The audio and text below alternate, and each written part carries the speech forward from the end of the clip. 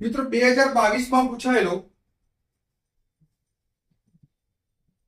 ચલો મિત્રો આગળ આપણે જોઈએ બીકોમ સેમ 6 માં ફંડામેન્ટલ ઓફ ફિનાન્શિયલ મેનેજમેન્ટ એમાં મૂડી પડતર કોસ્ટ ઓફ કેપિટલ માં HNG માં પૂછાયેલો દાખલા નંબર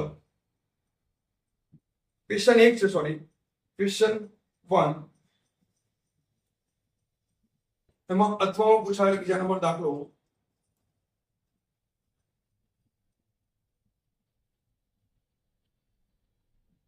नहीं, वन तो अलग है, 2 છે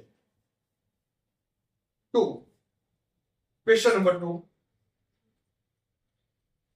वन एक कंपनीએ રૂપિયા 10% ડિબેન્ચર 10 લાખ બહાર પાડે, 10% ડિબેન્ચર 10 લાખ બહાર પાડે, 10 વર્ષ બાદ પરત પણ કરવાના છે. મૂળ કિંમતથી બહાર પાડવાનો ખર્ચ 4%, કર વિરુદ્ધ 55%.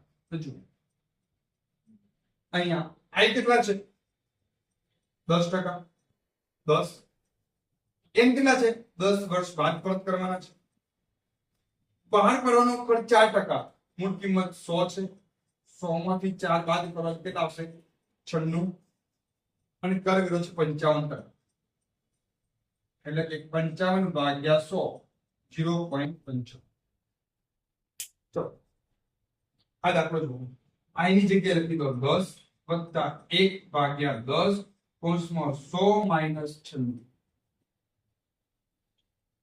નીચે 1 ભાગ્યા 2 100 વત્તા 96 કૌંસમાં 1 માઈનસ 0.55.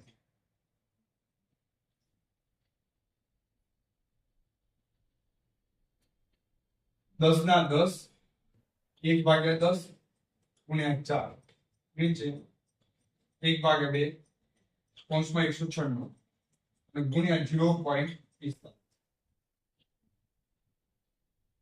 તો 10 વત્તા 1 ગુણ્યા 4 ભાગ્યા 10 એટલે 0.4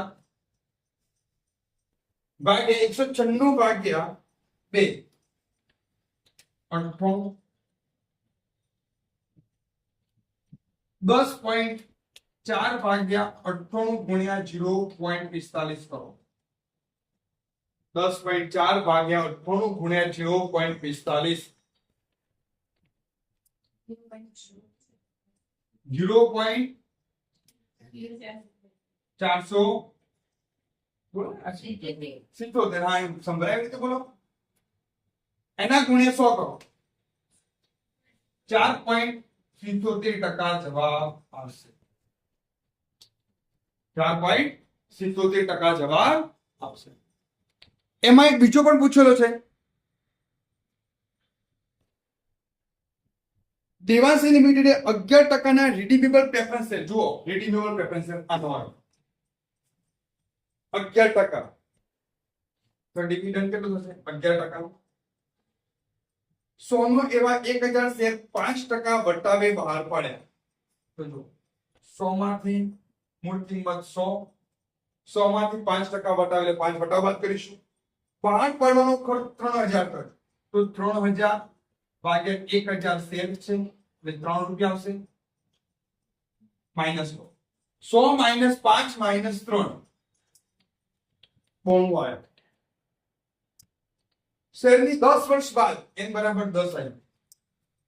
શેરની મૂડી પડતર આ પણ 2022 માં પૂછાયેલો છે. ચલો ડી ની જગ્યાએ લખાવો 11 1 ભાગ્યા 10 100 માઈનસ 9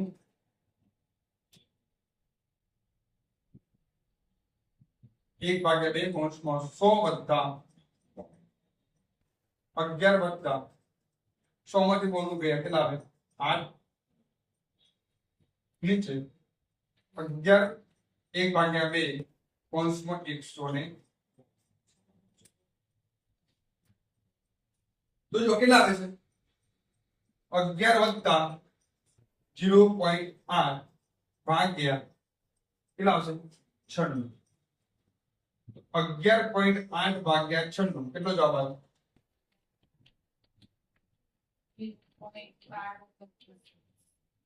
0. ગુણ્યા 100 કરતો કેટલો જવાબ આવશે 12.29% જવાબ આવશે. કેટલા ટકા આવશે? 12.29% જવાબ આવશે.